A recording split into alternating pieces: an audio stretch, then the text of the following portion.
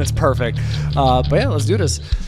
Hello, ladies and gentlemen. Welcome back to the Monoxide Podcast. I'm your host, Harris, a.k.a. Monoxide, man of many automotive aspirations. And this is the Monoxide Podcast, where we go beyond the meat. Most of the time, what happens at shows is we end up talking to people for 5 to 10 minutes, and then we just get taken away, distracted, and we don't really have long conversations. So that's why we kind of solve it by doing a long-form podcast like this. As many of you know, I haven't had a co-host for a number of episodes now, but today I figured I'd bring in Dan while we're still here at SEMA. So say hi, Dan. Hey, how's everyone doing at home? Yeah, so this is Dan from Carmunity. He's the reason I'm out here at SEMA, the reason for most of the guests that I've had on the podcast during this little SEMA series, which I think this one I'll drop Wednesday. We'll see. But nonetheless, I do want to introduce our guest, Simon Sigier. That's right. Nailed it. I knew I was going to, it was a 50-50, I was going to mess it up. So, so you're the owner of Sigier Motorsport, correct? Yes. So it's a really cool car. Thank you. It's really cool. So let's just, I'm going to let you introduce yourself right out the gate. Just tell us about what Sigier Motorsport is, and we'll just start from there. Excellent. All right. So yeah, again, my name is Simon Sigier, owner of Sigier Motorsports based here in Las Vegas. So Sigier Motorsports was established in 2016, back then in Miami, when I started to create my own company, basically to provide consulting, technical and engineering for racing teams, and also a racing simulator. So it was actually, I had a racing simulator that was available for rent, and I would bring it anywhere you want in the country. So that's kind of how it started. And I was right after my years with ENSA Motorsports and the KTM X-Bows GT4 success. The very first time that those cars showed up in the country, we raced the Pirelli World Challenge and had a pretty successful year with Brett Sandberg at the time, our driver. And first year the car was there, we actually won a championship quite easily, I want to say. So as a technician and with some engineering knowledge, I was really impressed with how the car was built, the development of the car, and how they created something from scratch and get to beat cars and manufacturers that have been making race cars for way longer than KTM was actually created. So I want to say the love from KTM started from there. And I always told myself that one day I would try to buy one out, a GT4, an older GT4 when they get a little old, and maybe extend the back of it, make it look a little better, and put a better powertrain in it, because the GT4 was based on a 4-cylinder, so not the best sounding race car, but nonetheless very efficient. And again, I told myself I would put probably something bigger, like a 5-cylinder, something that sounds a little better, still respect the lightness of the car, and pretty cool project, right? So that was on the back of my head. But I continued and I actually moved to the West Coast here in Las Vegas. I've worked with a different racing team, including Lamborghini and Ferrari.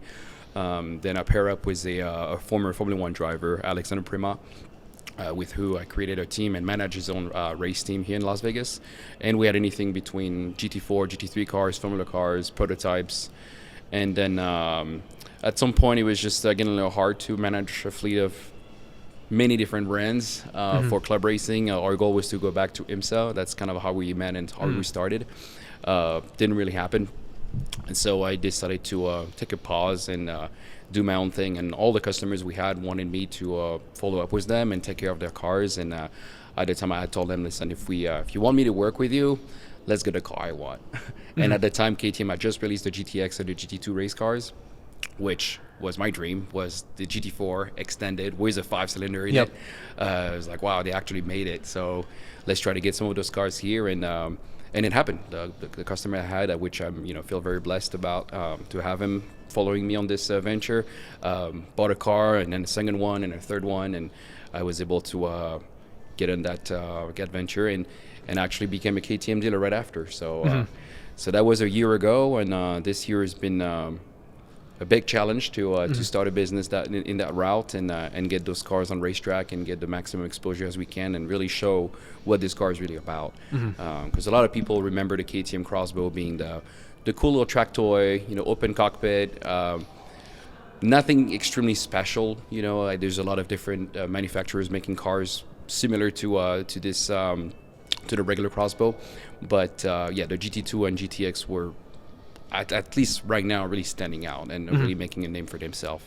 So that's That's how it started at all.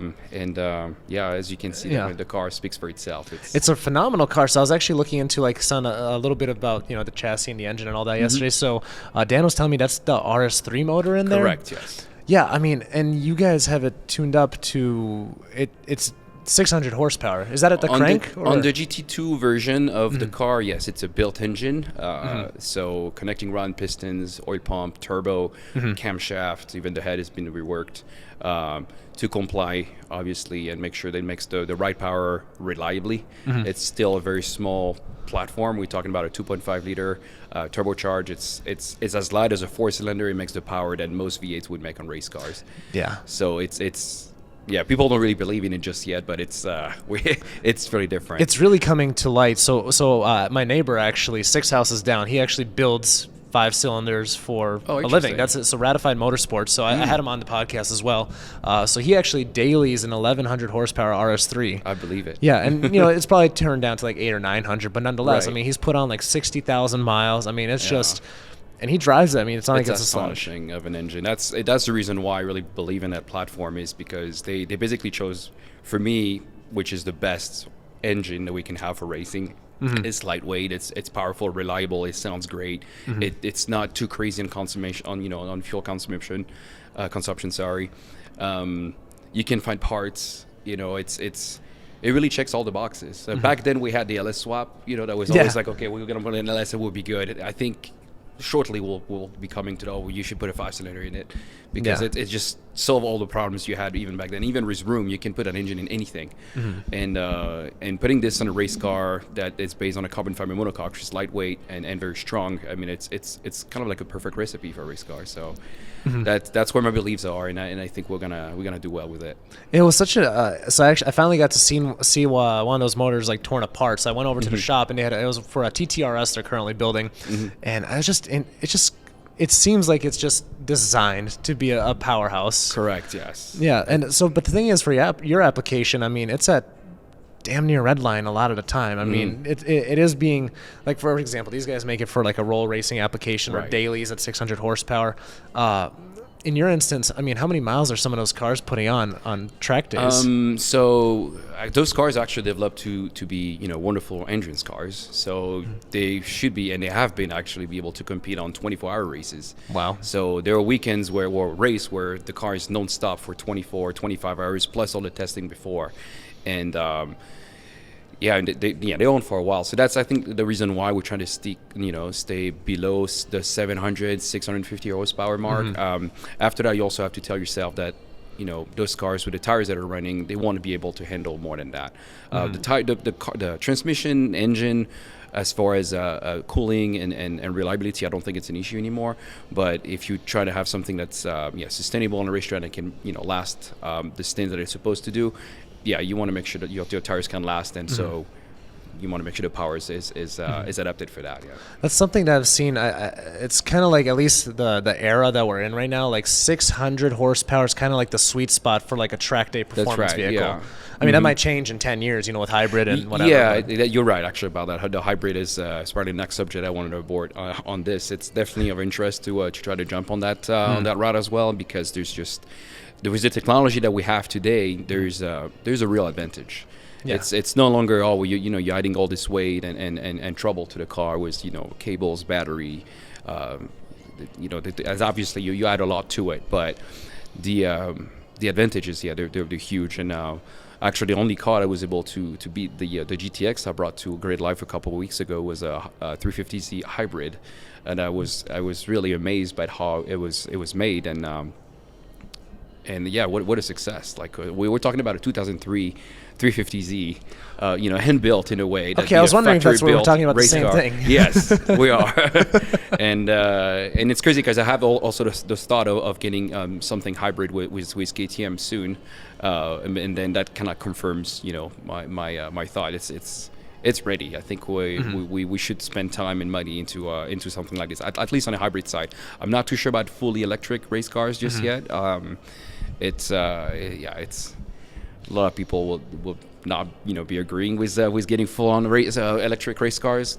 the sounds away. It doesn't last as long, and for endurance racing, it's just as far as raining impossible. So, but hybrid is definitely the way to go, at least for the next few years. Yeah. Yeah, like I feel like one of the ones that crowned it in the last 10 years has to be like that new Acura NSX. I mean, that's a phenomenal car. Super underrated. Super car. I agree. I was fortunate enough to actually instruct at Speed Vegas, which is an racing experience company here in town.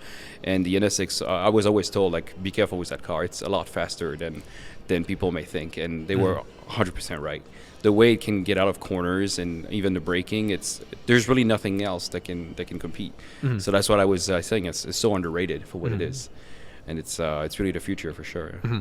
So I'm curious. So where did your passion for motorsports start?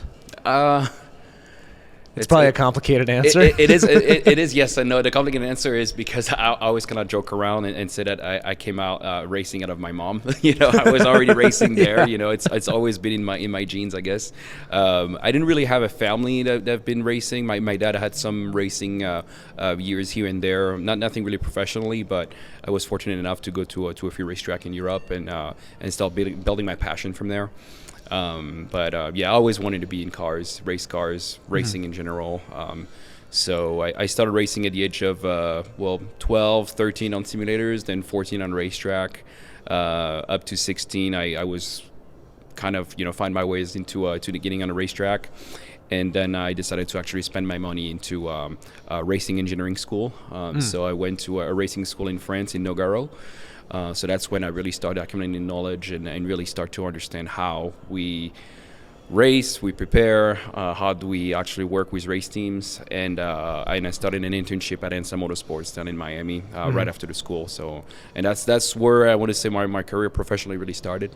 Okay, so I see. So you came down to Miami, and is that when you decided to move to the United States? At first, it was just supposed to be for a 6 months internship.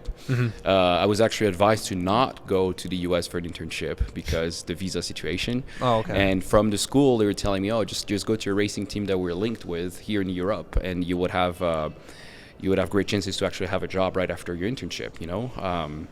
But I wanted something different. I wanted to get better with my English and get some experience. Maybe it was NASCAR. I had at the time I was fascinated by Hendrix Motorsports, Penske, all those teams that we don't really see overseas, in Europe. So that was something I was really interested on. So I wanted to build my path. I was not able to get an internship straight up with a NASCAR team, but I had a great adventure with SEMA Motorsports, working on a lot of different brands, a lot of different cars. It's quite a show at SEMA Motorsports in Miami. I invite anybody to check them out if they are there one day. But they have anything from DTM cars, Formula cars, Ferrari Challenge, Super Trofeo cars. You name it, they really have a lot of different stuff. As a technician, it's like the best way to build experience because you can really find the difference between all the manufacturers and how you actually operate race cars in general. Well, I'd imagine because there's so many differences between those cars. I mean, from like again a Super Trofeo to, for example, like the Formula One cars that we're having here. I mean, they're all fast cars. They're all race cars. Correct. But they're so crazy different. So what were some differences that you saw in the varying categories? Because like, I guess, what did your education consist of? So the education was really about, well, first of all, the pure maintenance of a race car, how you take it apart entirely. You start, suspension, engine, how you do all this, the checklist, and then how you actually check whether a part is eligible to go back on a race car or not. So those are all the factors you learn at racing school, but also dealing with a racing team, because if you try to work on race car on your own, you're never gonna go that far. Like you need a team, and that's you learn that as low as looking at the Cars movie. That's the first episode, the first movie that was created. You can't do it without a team, and that's so true. If you can't have a personality that can fit into your team and make it, the rest of the people that are working with you, a bond, I want to say, you're not going to go that far. So that's why I actually love about motorsport. It's not just about the car. It's also about the people you're working with and work against. It's really important. You have to make sure that your competition can be there. So you would see a lot also at the racetrack, racing teams helping each other, because it's important. And then I think that reflects also to the car community. it's so for me that's newer. I want to say I started with motorsports, and I'm now with KTM, trying to get brand awareness. So we're getting the car a little bit everywhere, and I meet wonderful people just like that, and it's good to see that whatever I learned and I lived in motorsport is actually something we see a lot in the car community in general. Stuff that we see on the street. So after you wrapped up school, you got your internship. So what was the kind of next steps in your career? Just climbing the ladder, kind of. So even with the degree I got from the school, the only thing that racing teams were allowing me to do was like cleaning the cars, wiping them off, loading them, make sure we had everything to go to racetrack, and then after, change the pads and, make sure everything is there in the suspension area, and start doing some setup, make sure the cars are aligned properly, understand tire wear, degradation even on the car in themselves, fixing, rebuilding engines, and all the technical stuff that needs to be done all the time. So yeah, I kind of climbed the ladder that way. Again, I was lucky enough to be able to work on very prestigious, race cars. One of the cars that really marked me was some of the DTM cars, the Audi DTM. There was a 2006 and a 2009 proper Audi DTM cars that were owned by a private owner in Miami, and he was driving it all the time. So it was crazy to go through the process of rebuilding that car, getting it ready to the racetrack, and it was the kind of car that you have to warm up the engine before you start it. Yes. So that's something that a lot of people are aware, and those engines were built with basically zero play. So yeah, because it's like seized, right? If it can't move. Almost, yes. Yeah. But the play, the gaps between everything inside the engine is super tight. So if you were to start it, there would not enough. You want to have enough oil in between. So yeah, you would damage it if you would start it before that.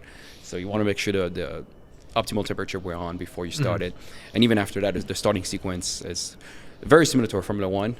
Even after that, when I was with Mazda, the engines that we had, we would have to put warmed up oil and coolant inside. So they would be warmed up outside of the car, and then you would put it on. Yep. So it's and how long is the warm up period? It depends the outside temperature, obviously. So if you start with a warmer day or a colder day, it could be anything from 25 minutes to an hour and a half. Okay. Before you can start anything. So all that, obviously, you have to prepare. Show up to the racetrack way early. You make sure that all that works. I have a backup heater. That's all the things. You can't be there. I'm sorry. We can't go on the track because we don't warm up the engine on time. So I'm curious then. So what is the performance advantage to having such tight restrictions? So there's a lot that goes with that. I mean, I'm probably not the best person to ask these questions, but I'll tell you my surface input. level is fine too. Right. So yeah, well, the engines, first of all, they were built with a certain tolerances, and they had to be a certain size and also so close to the ground. So they were trying to reduce all the rotative mass, so you almost have no flywheel. All that to have the best performance on the racetrack and limit fuel consumption, tire consumption. So everything was developed around for that specifically. They also try to have the engine as close as possible to the center of the car. So yeah, anything that can reduce the size of it, the mounting points as well, they were doing that for that reason. So that goes along with the rest of how they build the engine. So I won't be able to tell you exactly why. I'm sure there's a very science. Why, yeah, but I'm pretty sure it has to be close to those little fact that I just mentioned here. Yeah, it's all very compact, and it has to make the power it needs to. And certainly when you're revving to 9,000-10,000 RPM, whatever it may be, those tolerances are critical, right? Yeah. Yes, that's correct too. Yeah, you want to make sure that you're always applying the best power from naturally aspirated engines that are always working at a range of RPMs and temperature. Yeah, those engines are not meant to be idling on a red light or anything like this. Yeah. So they come with a different manufacturing. Yeah. I'm curious. So what did I can't remember from looking at the facts sheet. What did engines rev up to? On the DTM cars, it was about 8,000 to 8,500. Okay. And then, again, naturally aspirated, crazy vibrations coming out of that engine. And it's hardly mounted also to the car. So drivers would endure lots of vibration at all times. It's quite crazy. I remember my first time actually doing a warm-up like this. We dropped the computer. The computer was sitting on the roof of the car. We started the warm procedure. The engine was pre-warmed, but then you start it up, go through the gears and all that. And well, first of all, I think the engine, one of the computers actually blew is a hard drive, because it was a mechanical hard drive, and it did not like the vibrations at all. And another computer actually fell off just by the vibrations, just walked its way out of the roof. Yeah, those are just like funny stories with that. But yeah, it's so actually those cars, it was never really about like making the maximum power. You know, there's plenty of engines that can make way more power than that, but it's about to make it reliably for a long time, and the same kind of power too. You know, there's no such thing as limp mode or anything like this. It's either it's on or off. So you want to make sure that it's everything is on the perfect level, whether it's electronically, you know, all the sensors you would have on just the harness also, as just the base materials that are used to be building those engines. Sorry. Yeah, what sort of engine management system do you guys use, like Motec or? On the KTMs, yes. On the KTM is all a Motec, whether it's for ECU, PDU, and then we have a Sarini shifting unit on the car. So that's it's actually kind of a new to me, a new generation of shifting system on the sequential transmission. So for the longest time, we have what we call a pneumatic system with a compressor, a bottle, then an actuator, and a kind of like a cylinder that moves the shafts to shift the transmission. Now all that is replaced with one little unit that's about 5 inches long with 2 inches wide, and it does everything. And it's even smarter than the pneumatic system, because it really prepares the shifting, whether it's down or up shifting, and it knows with DCU, and it makes the shifting smoother, quicker, and it saves also a little bit of life of the transmission as well. The transmission likes that a lot. So it's yeah, and all of that is we all use Motec now. And it's great, honestly. Motec is definitely one of the best out there. Yeah, no, absolutely. I know it's a little more open source, a little more controllable. Right. Yeah. Which version of Motec? So we have a M142 ECU in the car, and then we have a dash that I do not remember the brand just yet. That it's not exactly like a C125 they would see on most build. It's a different dash that's incorporated into the steering wheel of the cars that also works with all the buttons on the steering wheel. But it gets the info from the Motec and get the display that we need. All that has been developed by Rider Engineering, which is the company that developed the cars with KTM. So they have a big impact as far as how the car was developed and how it performs. So yeah, no, it's good stuff. Like, I can't wait until I can take you guys on one of those cars one day. It's a great experience. That would be an awesome experience. The heck was I gonna say? Oh, so how did you? I guess because obviously what you're doing is not a cheap endeavor. So how did you eventually create what you created? Well, it really started from nothing. I mean, I came to that's the story I like to say, and I think it will be great on podcast. But I came to the U.S. in about 10 years ago with $2,800. That's all I had, and I just built my past that way. Work from team and build my experience that way, and bring some great customers that became friend along, and they start believing in what I wanted them to do if they wanted to have fun, and for what they wanted to do in motorsport, and that's how it came in. So we started selling cars and getting on track, more than as much as possible, I want to say, so we can get as much data and as much experience on the cars and create everything around those race cars, whether it's tooling, logistic, the trailers. So they can be perfectly made for those cars. So that's kind of how it started. And then I created what I call the service packages for those cars. So you don't just buy a car and figure it out on your own. That you have a full support after that, which is I think really well appreciated and different from other manufacturers, I want to say, or other race car dealers. So that's kind of how the success, I want to say, started earlier this year. Here we are now with a few cars in our shop, and we have a GT2 homologated GT2 race car that's eligible to race in SRO from next year here in America as well now. So that's our goal. We're trying to get back into pro racing on that level. So that's. I don't know if that answers your questions, but no, yeah, I think so. And then, so I guess, man, there's so many different places I want to take this. Like, I'm kind of overwhelmed right now because this is, I mean, it is super interesting. So, but is there any street legal versions of these cars? There is actually, yes. Okay. There is one's called the GTX-R. So just for reference, we'll start from the beginning. So the GT2 is the main car that it created back in 2020. Is the 600 power version, 2,300 pounds, fully, full carbon fiber monocoque body, and about I want to say 10-20% of the back of the car is the top frame for. To hold the powertrain. A GTX version was created out of this car. Instead of having a built engine, you have a factory engine straight from the RS3. Little smaller brakes and then a little less downforce. So that's more of the consumer or track toy or club level race car. I want to say that's the one you would see the most. And then the GTX-R is the street legal version of that platform. So they kept the 5-cylinder. They installed the DQ500, which is the dual clutch transmission that comes from the RS3 as well. So no more clutch pedal. You have also an automatic canopy. So it's definitely more made for the street. Unfortunately, we do not have those cars street legal in the US, just like a lot of other cars that we wish we had here. But we are strongly working on trying to get some type of version of this car here. The demand is way too high. Every other day I'm receiving emails or calls like, hey, I'm really interested in buying a car, but can I put it on the street? And my answer as an official KTM dealer is it has to be no for now, as we're bonded with a contract with KTM, a sports car.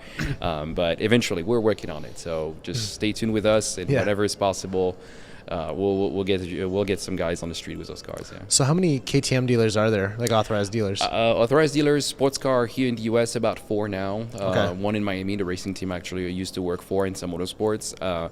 There's another one in Chicago, which actually holds most of the parts, spare parts that we can get here in the country. Myself here in Nevada. There's another one in LA, I believe, and actually there's an extra one that just opened up in Arizona. They're just a dealer, I believe. They just have a point of sale for the cars. They're just getting themselves ready for servicing also and testing with those cars. So. Okay, so what does the conversation look like back with the headquarters to like what you're looking for in your market? Because obviously there's a high demand to get something street legal, especially in the U.S. I mean, how many units are sold in the U.S. roughly? Roughly, so for the race cars, we're probably gonna count about 30 to 40 race cars of the new model. Combined with also the earlier crossbows, we'll probably see about 50 cars, I think. As far as the street legal version, so when they released it back late last year, they sold out 200 models almost instantly. It was that crazy, and that's basically the production for 2 years. They produced about 80 cars this year, and they want to produce about 120 next year for 2024, and after that, it's hopefully going to be a little more. But KTM Sports Car is still a pretty small company. They kind of reflect also what I put into my business. It's quality over quantity, and that's what we thrive for. We want to make sure those cars are they share a very, very good recipe, but we want to make sure that's transferred the right way. Want to make sure that every people or every customers that buy one have the best experience as possible, and they can talk only good stuff about their cars, because that's really what we're trying to make. We don't want to try to make the fastest thing in the world or the best thing, because there's always going to be something better eventually. Always, yeah. But it's about that recipe again. Was you have a proper Audi powertrain paired to a carbon fiber monocoque that was developed actually with Dallara, by the way. Dallara, who is a manufacturers for chassis for IndyCar, even some Formula One back then. So a very solid brand, and they developed the crossbow chassis, the 2-seater carbon fiber monocoque, which you wouldn't see not anywhere, but at this level of quality, you wouldn't see that anywhere. That's what I'm trying to say. So then, do you have any kind of like customer experiences or public experiences? We do, yeah. So we are also partnered in a way with Dream Racing, which is also a racing experience you can do here in Las Vegas. They actually own their own Crossbow GTX that we support sometimes. So you can just buy your experience by the lap over there. So you can do as early as 3 laps. I do recommend do at least 15 to 20 laps to get the full experience, because again, it's a race car. It requires a little bit of warm up, and the speed is quite it's crazy on corners. Like there's not so many cars that can get to that kind of speed on corners. So you want to make sure you get up to that speed first for yourself, and then start enjoying the car. After that, we proposed the private test days. With our own cars, with the full racing team support. So you even have coaching on and off the cars. We download data as we show you everything, how you can get better, and also we give you like the full power possible on the car too, so you can really enjoy it as much as possible. So when you say give full power, do you guys start ramping up with the tune, for example? A little bit, yeah. Depending on the driving experience, the driving Correct. level, we kind of keep that secret a little bit. We test that at first, and also depending on how cold it is outside, we want to make sure that the tires get warmed up properly, and you don't get there, yourself in a weird situation and dangerous situation. So we play with that. Obviously, it's just a boosted car, so we can just play with the boost, the maximum boost, and then. From there, we'll try to, again, make sure that you can get the best experience as possible. So my first experience with that was actually, I want to say 2 or 3 weeks ago. So in Minnesota, literally in my backyard, like 2 miles away, we have the Nth Moto, which makes the fastest Vipers in the world. So wow, okay. My buddy just received his 2,000 horsepower Viper back. He wanted to, with some out of, he just switched it to a 3-speed auto at the time. Oh, wow. So we went out to the drag strip to test it. And this is my first time watching the Motec opened up, because this is his first time on the track. And the conversation went like this: all right, can you do more? Can you do more? Can you do more? Because it was a cold day. I want to say it was 55 degrees, but it was sunny, so we had some traction. At least there was some heat on the track. And it was just really cool because the conversation that was being had there, it's like, all right, I can do a little bit more power. Or let's give it a little more power early on, and then a little, whatever. It's super cool to see that. Yeah. And then I imagine a similar conversation takes place with, again, with your customers over there. Right. It's like, all right, I don't like how, what these metrics that I'm seeing, I'm not confident in you being able to take more power or whatever. Correct. What other kind of tuning are you able to do besides power? Are you like suspension or anything like that? Yeah, so setup is quite important, especially for road course and the racetrack that we're going to. There's always a little bit of setup adjustments we have to do. Sometimes we do it for the drivers. Sometimes it's really to make the car the fastest as possible. So depending also on the tire manufacturer we use. There's always going to be setup adjustments, alignment, suspension geometry that we can change, stiffness also on the shocks and the springs. So after this whole year, we probably accumulate about 20 to 25,000 miles of racetrack use, which is a lot. Obviously that's with different cars, with all the cars that we had combined. But it's great because we were able to see the difference, first of all, between cars, which is actually not that much compared to any of the race cars I worked on. There's always like a huge gap of differences between setup adjustments. Like you would set up like a ride height or a shock not the same way from a car to another. But with KTM, for some reason, you can take a set of shocks from one car and put it on another, and you would feel the difference exactly the same, or very, very close to it. And I think that's really because the car is using a carbon fiber monocoque that really doesn't flex as much as a regular tough chassis. So everything stays very, very accurate, whether you're changing all those components. So which is really, really good. Everybody kind of wants that in racing. So yeah, and we do try to set up the cars maybe a little more, on the safe side, maybe a little understeery in a way, so the cars doesn't spin as easy. And then depending on the driver after that, we can adjust that according to his liking for sure. Yeah. By the way, these are my favorite types of podcasts, the technical ones, because I learned so much. So I've had a number of engineers and tuners and all that come on the podcast, so it's super exciting to talk about this. Let's see, I'm trying to think what direction I want to take this now, because so you went to Laguna Seca with over there for Grid Life, correct? So what kind of series do you guys typically race in? So this year we actually raced the NASA WERC Championship, which was WERC stands for World Endurance. Western Endurance Racing Championship, which was a championship I've been doing since I moved here in the West Coast. They have a variety of very good track from Buttonwillow, Chuckwalla, Utah Motorsport Park, Laguna Seca is one of them, Sonoma. So it's mainly on those good racetracks, and the races varies between 4 hours to all the way to actually 25 hours, what we would see in Thunderhill. So the goal is always to prepare for the 25 hours of Thunderhill. So doing this championship was really great. After that, the cars are eligible to do anything like Trans Am, now SRO. Grid Life has been something that visually attracted me a lot earlier this year, and since I kind of arrived in the U.S. And I always told myself one day I'll make it happen. And this year it happened like out of nowhere. Like I was saying earlier, the past few months for the company was a little hard. It was a lot slower. So I had to part ways with a few of the technicians we had and a few of the personnel we had at the team. So I was left with one technician that was actually off the week prior the Grid Life event, and during also the Grid Life event as well. So we put a little pause in the workshop. The car was apart. The main car that we used was apart for winter revision, and it just happened that a ticket showed up to me in a ways that I couldn't refuse. So I bought the ticket from a gentleman that couldn't make the event, and I get out of the office. It was Wednesday night, and I was like, all right, I got to put this all together again. So I went back and wrenching on the cars, put the engine back on, transmission, everything was back on the car the same night. Thursday morning, I had the help from one of the crew members to put the rest of the car back together. We did a light setup on the car, find some tires, a little bit of fuel, loaded everything in the trailer, and we're gone by 1 p.m. on Thursday. To make it to Laguna Seca before 10. That's the last the time where they close the gates for us to set up. So we showed up there pretty late, unloaded everything, got everything ready for the morning.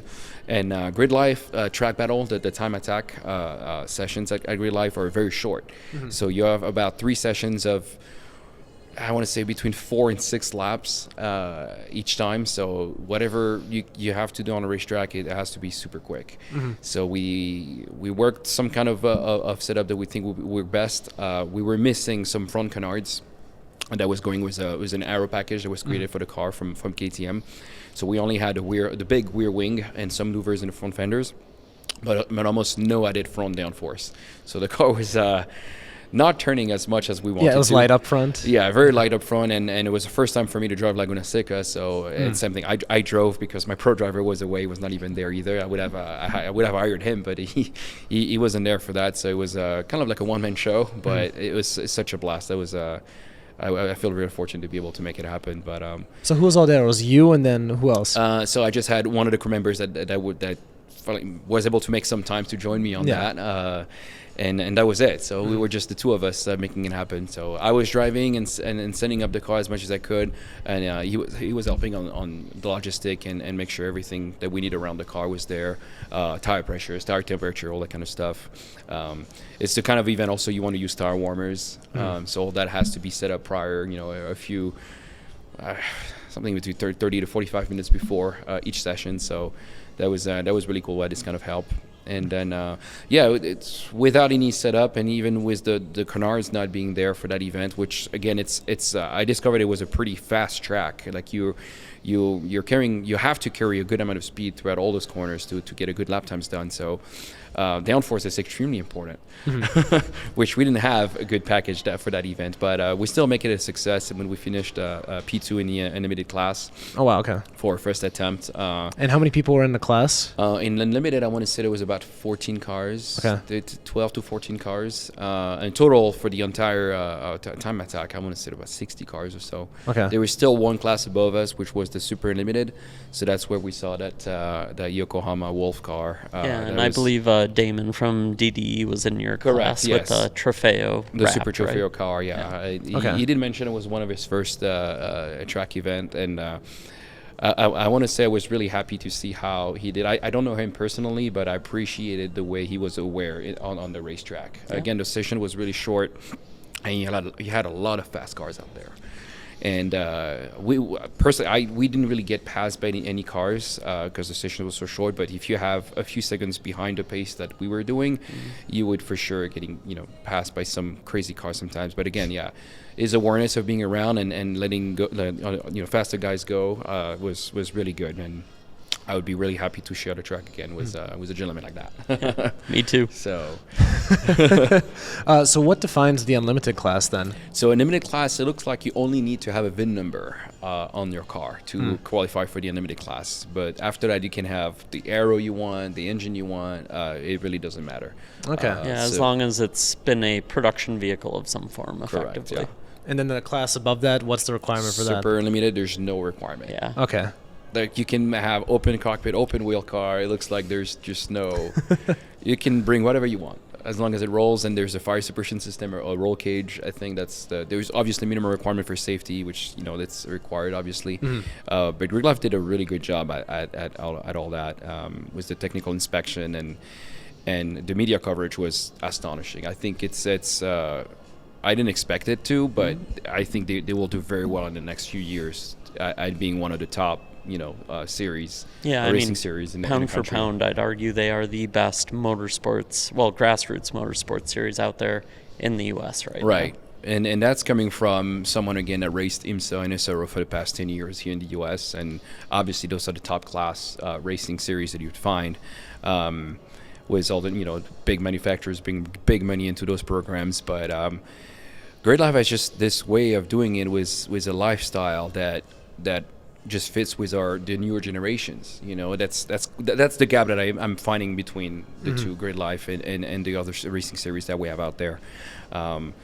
But just the way they're doing their media platform, it's what people want to see. They want to be connected with the cars and being able to attempt to that and bring their own car too and be part of it. And I think that's what Grid Life is bringing over some of those other series out there. So give me an idea. How old are you? I'm 31. 31, you said? Yes. Okay, yeah. So you're almost like kind of in that younger demographic then, because you're only 7 years older than me in this instance. So I'm 24, and then Dan, you're he's 3 years younger than me. Well, Dan's 55. Yeah, basically. Running community has aged the poor guy. So here's a question I really want to know. So that car, so you've obviously had a lot of experience with various cars. So give me an example of just how fast this car is compared to, let's say, what's the track time that it puts down? Well, let's just take the lap times we've done at Laguna Seca. I was able to put down a 1:25.2, which is what you would see right before that track was repaved on the GTD and GTLM cars, the factory GT3 cars. So it's quite astonishing for the price of the car, I want to say. But again, there's still cars that are quicker than that. But we also have to take into matters that we're at the early stage of this car yet. We just released that aero package that would increase the lap times. Decrease the lap times, making the car a little quicker. But then rapidly we find ourselves in situations where we need more power. So we have something that's reliable, that turns great. It's comfortable. It's a lot of fun to drive. In a way, it's very safe too. Now it's just okay. Let's build something crazier. If there is also the demand in the application for it. So now there's time attack and those kinds of events are becoming more popular. I think this car would do great. Now on the endurance side, I don't think we'll try to do anything quicker than this. Maybe something yet to match GTD or GTLM cars, which is definitely not impossible. But then, the questions we get a lot is how does it compare to a car like a Super Trofeo? That's the car that a lot of people are after. Or even like a normal Lamborghini track time. For example, you have these since we're in Las Vegas, you have these experiences on the track. Yes. Do you have any data to show how that car compares to one of the normal Huracans you can rent out there? Or not really? I don't, to be honest. I don't really have data, but it's just it's not really apples to apples. Right? Yeah, we're not comparing. First of all, just the tires that are being used are completely different. Yeah. A very good DOT compared to a slicks tires, it's night and day, and then that's what the cars, the KTMs were developed for. So you would see much more efficiency and performance just off tires alone. Oh yeah. So after that is really how the car was developed, and the hour package you can get was that power delivery you get from that 5-cylinder. I think that's what changes everything. It's also a very different car. You really don't see that. It's the way the canopy opens, the way it looks. Yeah. A lot of people are like, what is this? It's different. It's not a Lamborghini. It's not a Koenigsegg. It's different. It's and a lot of people, when they say, this looks expensive, and when you tell them the price, which is right around the $300,000 right now, the GTX is a little less than that. It's a lot of people are like, what? That's it? It's already a lot of money, but that's right. If you try to compare it to something like even a brand new Super Trofeo, it's or for a challenge car, it's in a way much cheaper, and it's not where it shines the most for me, and that's not even how I try to even to sell it. It's where it shines for me, it's the maintenance cost. Like it was built to endure that stress on a racetrack, and it was built as a race car at first. It was not a street car converted as a race car. So everything was made from the ground up to perform on a racetrack. So you're ending up with a maintenance cost that's a lot lower than most of the cars that are in that category, and it's actually way closer to like a TCR car, for example, which is obviously a much smaller platform. So yeah, I think that's what is really going to change the game. It's what's changing the game as far as right now for the performance you get and how much you spend. The dollar, the smile per dollar, I guess. It's where it's at with KTM. So what kind of people approach you to buy this sort of car? So the most popular one I want to say are people that already had race cars before. The few of them that I have had GT4 cars, some GT3 or even radicals. And they're either tired of not getting the support they need, or they want something quicker, but they don't want to spend GT3 money. So they try the KTM, and it's like, yeah, I mean, I'm a Porsche guy, or I was being into this or that, and then end up being very happy with what KTM has to offer, and also all the support that we provide. So they feel safe. They feel like they don't have to overthink too much. They just want to have the fun and have something reliable, and that sounds great and it's quick. And the GTX, even the GT2 answers all these questions. So that's how we started. I don't want to say we sell a lot of cars. Like I said, there's only about the GTX and GT2 are probably about 20, 25 cars. Probably not even that much. Yeah, just about 20 cars, I wouldn't say, in the country. So for the past 2 years. So we want more of them, obviously, as much as possible. But again, the quality over quantity for us. Of course. Yeah. So now that we feel like we're more established, we're more ready to get more cars in the country and support more customers. So hopefully we'll see more very soon. Yeah. So what does support look like? So I tend to try to overkill a little bit the support in a way where, well, first of all, we transport and bring everything you would need at a racetrack, all our equipment, even that we can do setup or check the geometry of the car on the spot at the racetrack as well. That's very important. And so we bring all that, including some hospitality. We set up our trailer with a simulator inside. We have reaction time practice, also massage tables. I mean, everything you would need and could ever ask at the racetrack, we bring it. We try to not do something like too light, like sending just a mechanic or a technician with a car. It's something I try to avoid, because I mean, if you're already spending $250,000 in a car, like, you should be able to spend a little bit of money for your race weekends and make sure that it's a whole success. Because most of the owners actually, they're still actively working, they're managing businesses and stuff like that. So when they make the time to go to the racetrack, they want to make sure that all this time, that the little time they have is a success. So, and that's the key. That's what I'm trying to provide. Make sure we respect that time, and we provide also great coaches that make sure that you're getting better and you're doing this for a purpose, and then you're enjoying the car more than anything. That's the goal for sure. So initially, I would purchase the car in this instance, and then is there an additional like support fee for you to go to the track with me? So usually with the purchase of a car, we try to support a car right away, like part of the deal with the purchase of the car. And after that, yes, of course, there would be fees, because it's not a cheap sport, and right. Technicians and engineers, they cost money. They want to get rewarded, obviously. And everything around, obviously, the transportation, tires, fuel, all that. But that's the thing, we provide everything on the spot. You won't even have to care about your tire pressures, tire temperature, the amount of fuel you're carrying. We take care of all that for you. We scan even the schedule ahead of time, so we know like what sessions you're going to be doing, whether you should do the entire hour sessions or just 20 minutes at a time, so we can adjust a few things in between. We try to also do reference laps with a pro driver before, so how good you are doing or how bad you are doing, and how much better you should be doing. And then we get you there. Like we want to make sure that you can get to the performance that you need to achieve.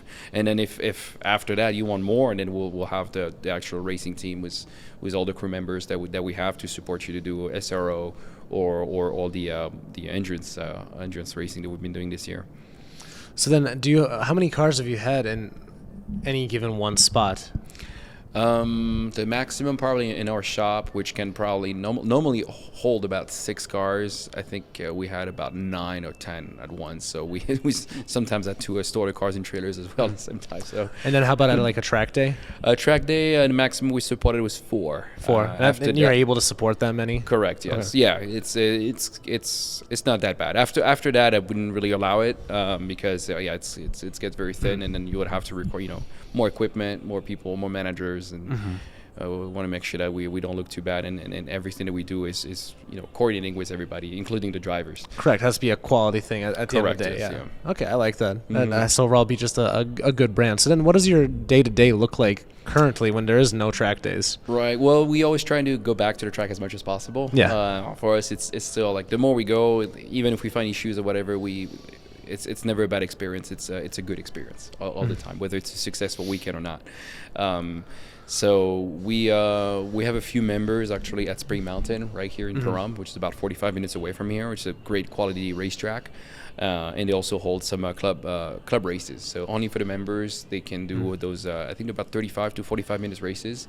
And it's every month. Oh, wheel-to-wheel races? Wheel-to-wheel races. Oh, wow, okay. For members only. So you see different type of cars, and we're actually preparing for one next weekend. And then there's also the 25 hours of Thunder Hill showing up. I don't think we'll make it this year, unfortunately. I wouldn't say that we're ready just yet. Again, this is one of the big races that we can do with this kind of cars. So we want to make sure in the country at least. So we want to make sure, we're absolutely ready for that. The other races actually we can do worldwide will be the Creventic Endurance Series with Hankook. So those are between 12 and 24 hours races all around the country, the world. Sorry. So you even go all the way to Abu Dhabi, Dubai, Kuwait, Spa-Francorchamps, Barcelona. They used to have one even here in Coda, but it hasn't been happening for the last few years for some reason. But hopefully it comes back. So what brought you out to SEMA? Well, I was actually in town, which is rare. I'm usually somewhere at a racetrack, somewhere around the country. But I was in town this year, and we had a partner, a brand actually, Crytex, that does ceramic coating that needed a special car for display. And they talked to a few people, and then we were connected to them. So I was like, you need a special car? We have. We can provide that, and it's here, and it won't cost that much to get it transported there. So we have a car exposed here in the North Hall, and it's great to actually. It's my first time doing SEMA since I'm in the U.S. and even the 5th year I'm here in Vegas. So it's good to see a good amount of people that I've seen quite around the country too, and connect with new people too. I think it was great. Yeah, what do you think of the overall scale of the event? It's huge. I was told I was seeing by the videos also the different halls. It looks like it's a few different events in one. Yep. So, and I've been here for probably a couple of days now, and I know I haven't seen everything just yet. Like, absolutely. There's so much more. So what would make this a successful week for you here at SEMA?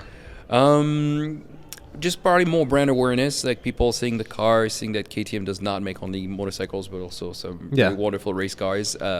That's always a success, and make sure our partner here, Crytex, gets the attention that they need, that they need.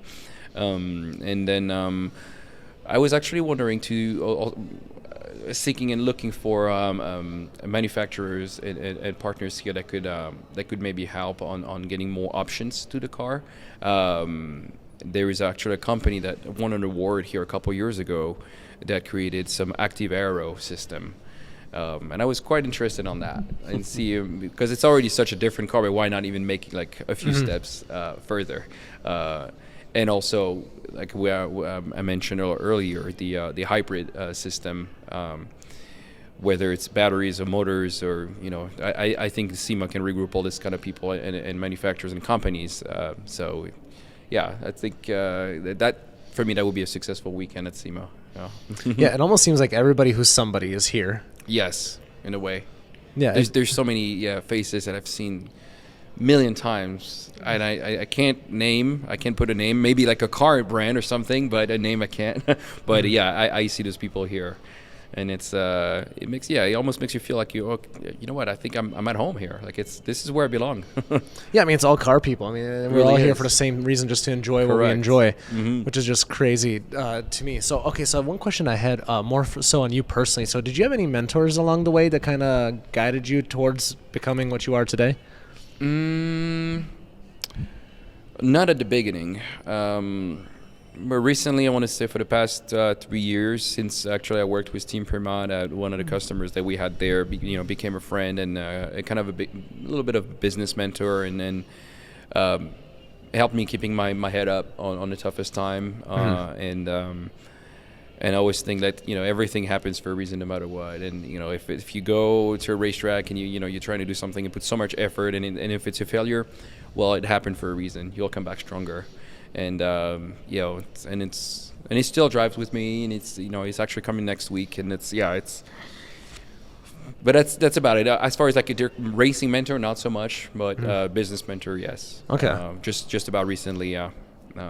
Other than that, I've always been inspired by stories or even just like a personality that is Carl Shelby. Okay.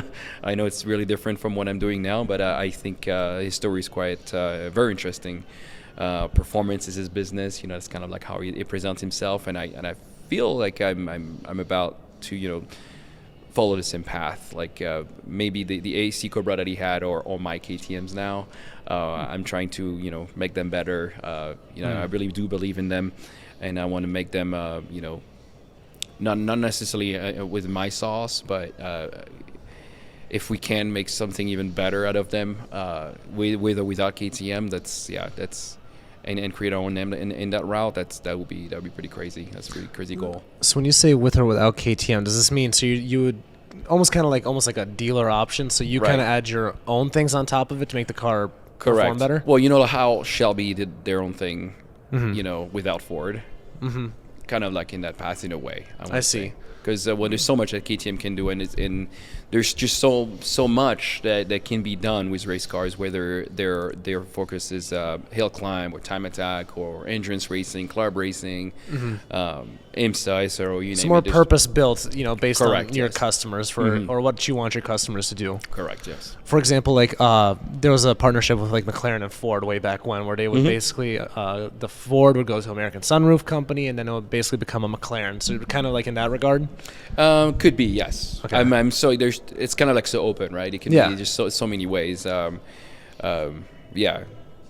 Again, if I just go back to that story, is that the Carl Shelby story. It's kind of that inspiration I want to say I have and passion in a way.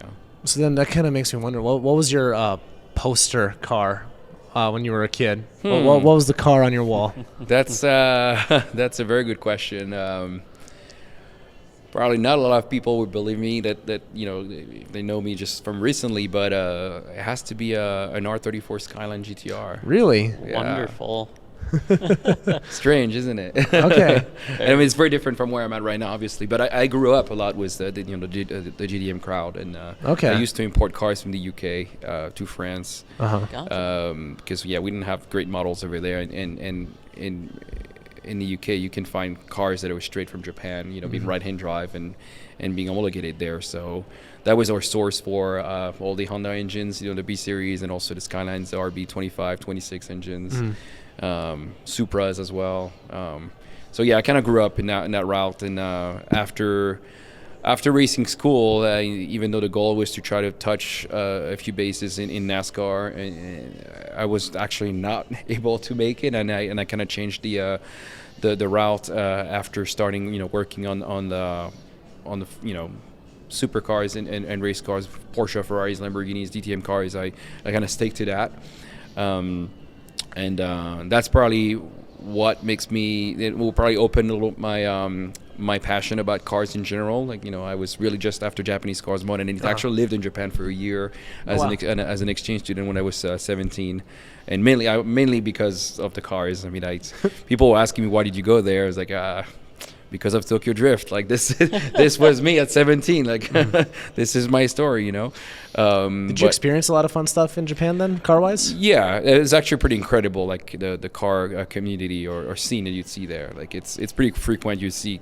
cars that are exceptional everywhere else. Like every car is always like the sport model, you know, the S or the R. You know, it's always been something like that over there. And I remember being you know, as a student, I was actually in a little town in Tochigi, about 2 hours and a half north of Tokyo. It was in the middle of nowhere, but I could hear overnight like cars at night, you know, being in the hills and stuff, and I could almost recognize like which engine it was by the sound of it. 'Cause there was just nothing else, just the sound of the engines, you know, from far away. Sometimes we're really, really far away. But those are the kind of moments like, oh yeah, I'm a car guy, like, you know. Did you ever consider to get into drifting? I actually started drifting before driving Really? regular cars. Yes, back when I was 14, 16.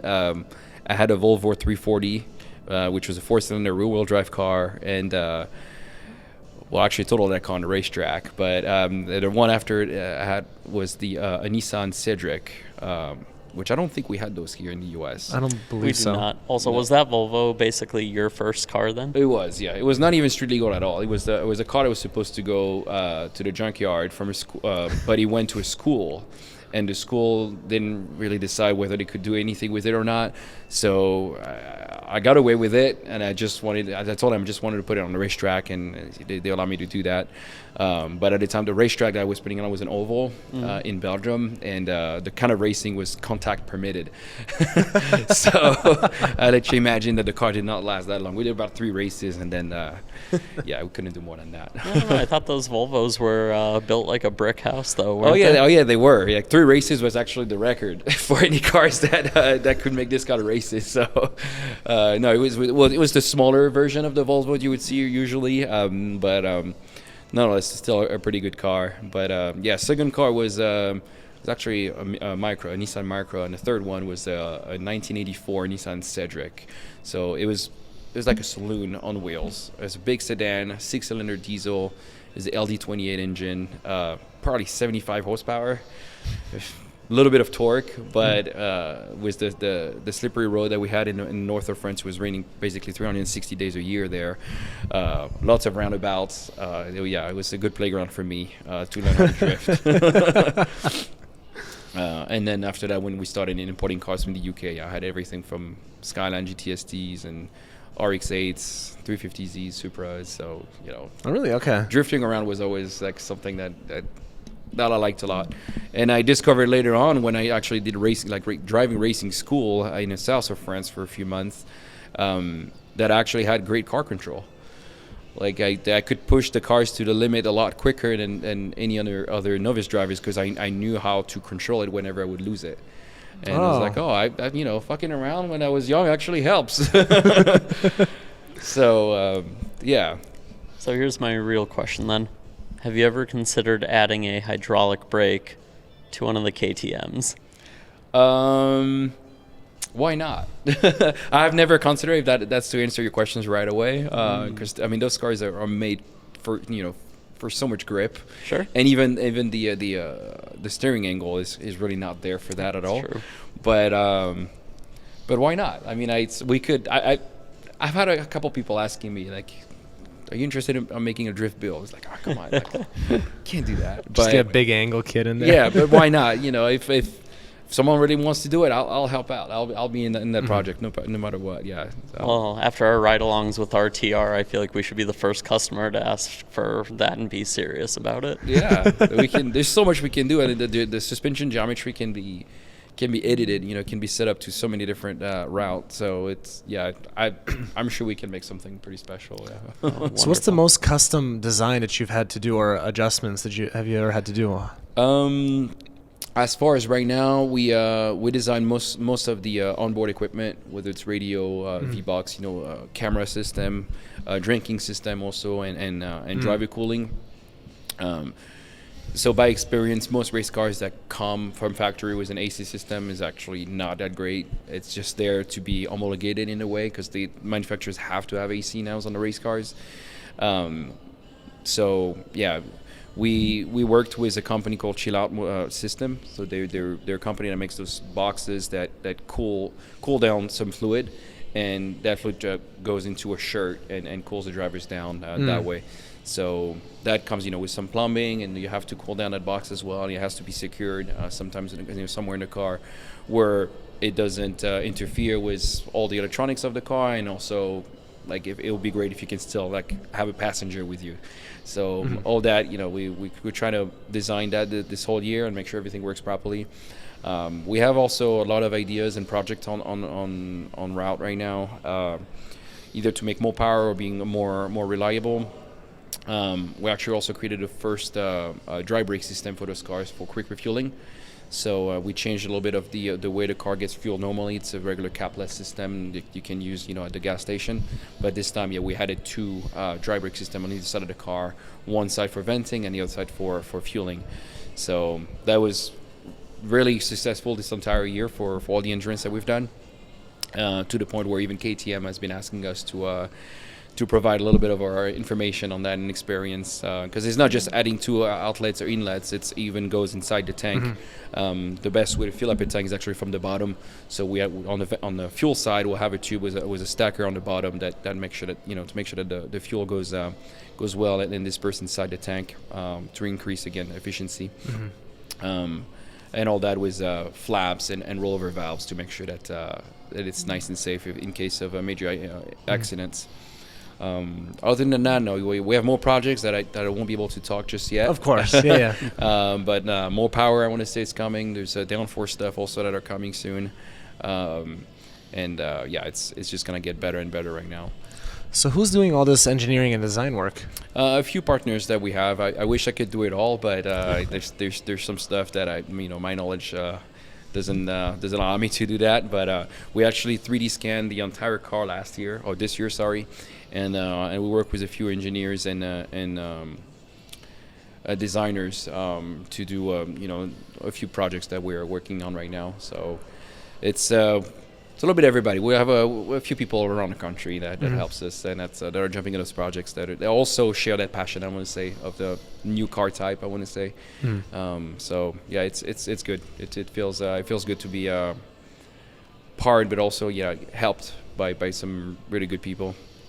So I'm curious, what goes into getting a car 3D scanned? Do you have to take the entire car apart, or what? It's actually, I didn't expect that, but we actually did not even take the car apart. Like we brought it, and we had this gentleman from San Francisco that came with a big box, and then for about an hour he just went into every single corner of the car, including the wheel, under the diffuser, under the front splitter, under the wing, and he had a full scale.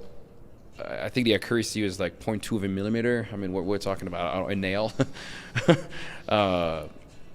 And he was able to, from there, we were able to design kind of like what we want around the car. So, that's how it started. After that, for any applications that are more specific, let's say we want to do like an intake or something, that we'll have to design or 3D scan something specifically, or take apart the part that we want to replace or change and design it and 3D scan it from there and design something new on it. Okay, so you did more so like an external 3D scan. You're not as far as right now, yes. Okay, yeah. You're not getting into like taking it apart, disassembling the entire engine, and stuff like that. We're getting little by little, but yeah, it's as far as right now, we only have like exterior, 3D model, and a little bit of underneath, obviously, and we're getting to the insides, I want to say, in the next few months or so. Yeah. So this is kind of a two-part question. The first part being, where do you see Sigier Motorsport going in the next few years? Well, the goal is really to be the KTM, company in a way with our partners, obviously. But we want to. The difference that we have compared to the other dealers and racing teams here in the country is that we only do KTMs. So all of our experience, all the equipment that we have is not being shared with any other platform. So we can have something that's really, made for that and for one purpose, and never neglect the accuracy or quality of the work that we're putting on there. So we can spend more time, I want to say, to do always better with those cars. And we have shared already a few of our experience as far as like setup, for example, with other teams, so they can benefit a little bit of that. And on the other hand, we can benefit also of whatever issues or performance gain that they get from doing anything. We share all that to try to go faster, obviously. And then the second part of that question is, how do you see the relationship with KTM getting better over the next few years? I think we kind of like all grow there together, meaning like they're still a very small, just like not as small as we are. Obviously, they're a manufacturer, but I think the goal is to actually have a KTM Sports Car USA, happening at some point, and they already know we want to be the first one on the line for that. So, yeah. Eventually, if we can have the proper name, and I don't know about Sigier Motorsport, it could probably be just the race team on the side. Whatever happens to make me more involved with those cars, I'll take it. And that's also one way I sell those cars. In a way, it's like I take people on a ride, and if I see that it's really interesting, I was like, well, you won't find anybody on earth that loves this car more than I do. So if you buy one, you won't find any problems to get him, the love that he deserves. And I don't know if we asked this question earlier on, but how did that initial KTM relationship form? So it was actually quite funny because when I try to convert my ex-customers to become my new customers with the KTMs, so I've received the first one. I didn't even have a shop or anything at the time. So I rented a part of a shop somewhere at the Speedway here in Las Vegas to start taking up that first car, and then the second one showed up, third one, and then at some point is the general manager of KTM that calls me. Well, actually, I'm sorry. Before that happened, the KTM that's at Dream Racing was facing some issues, and I was just getting into those cars, and I just went there to fix it. Like, no one asked anything. I just went there, boom, boom, boom. I connected the computer. Here's your problem, and next day it was fixed. And KTM Dream Racing called me. He's like, "Oh, how much do we owe you?" He's like, "Don't worry about it." It's like, I want those cars to run no matter what. And it was nothing, honestly. It was probably an hour of my time, and everything was fixed. And a couple days after that, the general manager of KTM called me. He's like, "Hi, you're Simon, right?" I said, "Yeah." So I heard a lot about you. He's like, "Oh, really?" So yeah, I'm gonna come and visit you in January, and then we'll talk about doing more stuff. And by the time that happened, I had sold 2 more cars, I think. And even before he came, I already nominated me to be a dealer. So he can give me the full support of KTM, the access of parts and some cars also to my disposition. So that's kind of how it happened. Really by just love of the brand and the car they've done, and passion obviously in general. That definitely helped out. So obviously we want to be respectful of your time, since we are problem. at SEMA. We want to of course enjoy everything that we have here. So one thing that I do at the end of every show, there is a question that I ask every single guest. The question goes like this. If you've heard this show before, you probably already know what it is, but essentially it goes like this. You have an unlimited budget, you have an unlimited imagination, but you have to choose 3 cars. Those 3 cars are going to define who you are as a person right now, because you have to choose a daily, a track car, I think I know this answer, and a show car. Now, with the unlimited imagination part, right. that's where people tend to lack, because they can modify it in any way possible if they would like. So, yeah, usually daily is the toughest one, though. It's crazy. I kind of already have that answer, even though I was not prepared for this. But before I answer that question, it's also one of the things I say to a lot of people, like, people are asking me, so you've been in motorsport for so long, or for this amount of time, and you've seen a lot of different cars. You were in a GDM, and then also the German cars, English cars, the Italian cars, American cars. I mean, you've seen it all. You've put your hands on a lot of stuff. Like, what if you had unlimited money? What would you do? And I told him I would create my own race car. And if I create my own race car, it would be something super close to a GT2. So now to answer that question, the daily will be a GTXR. The race car at GT2. And what was the last one? The show car? Show car. You're just going to say a bagged, GTXR or something. Yeah, I wish that to keep it interesting. Turn it into a drift car. Show car. That's a very good question. I'm getting new to the show car stuff, to be honest. Like, I went from motorsports to like more car community, obviously now, and being involved with street cars. Show car has always been something I kind of like left on the side, because some of the stuff even we see here at SEMA or cars that are not even running, for example, are just show cars, right?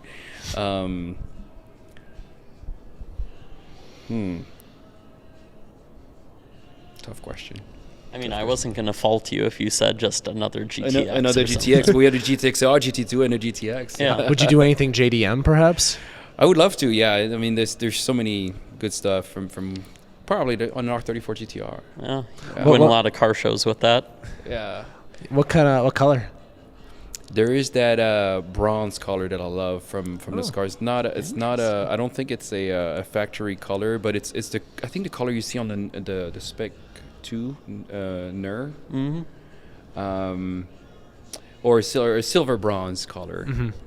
Yeah, it's Okay. kind of like indescribable. I remember it. That color comes from actually straight from Japan. One of the the guys that I met there, Drifter, I made this color, and we used to play video games together on Forza, and it was always like a blend between brown and green and silver, but it was never either or. It's just it was quite tough. But yeah, you I'm sure you've seen this color before on the R34. Yeah. So I was actually fortunate enough to before I started my career to work in a German company called Sigier Motorsport or Yapo Motorsport, and their line of work was to get a better version of the Z-Tune. If you know about the Z-Tune, was the craziest car that Nismo have made from the R34. They actually used to buy out R34s from owners that didn't use them that much, and it would strip them apart entirely and make them back to new with all the Z-spec performance part from Nismo for the street. So you had a built engine, you have different fenders, a better interior, and so Sigier Motorsports took all those parts and make it even better. It was a better interior. You had Alcantara inside, the Alcantara that was used on Aston Martins. They used a Tomei engine, more cooling, more turbos, more everything. But the car was pristine, brand new. All the hardware under the car was titanium. It was the most expensive R34 you could buy, and unfortunately, it was kind of like the wrong market, so they didn't do too well, I want to say. But the passion is still there, and I'm still in a really good relationship with the owner. And if as the values of those cars are getting up, I think we may see a new market for that eventually. But yeah, with that company, you can buy basically a brand new R34. That's zero miles to anything on it. Okay, this is news to me. Yeah, it was. I wish it was more popular. I think they tried to make it to SEMA. Again, that was I'm talking about 13, 15 years ago. And they also had some time attack build with an R34. I'm sorry, a Lancer Evolution, full tub car. It was quite crazy project as well. But I was at the peak of the JDM scene for me. Was to see those cars, the built, and also see them on the racetrack. Yeah, probably as far as a show car, but not 34. Yeah, I think that one wins. That takes the cake. That's a very cool one. And then last question before we ask for I've all the the time. I'm enjoying sign-off. this. So Yeah, So I guess the question is how do we get into one of your race cars? Are we talking physically or financially?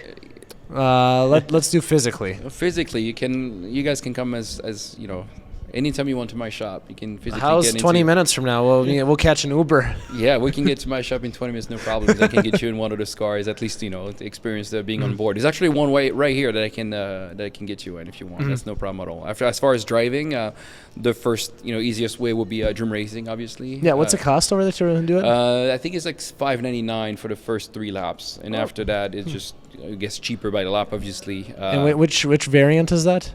The GTX. The GTX. So okay. the GTX is basically a GT2 with 100 horsepower less. Okay, So you gotcha. still have 500 horsepower. It's Wow. plenty. Trust me, it's still a lot.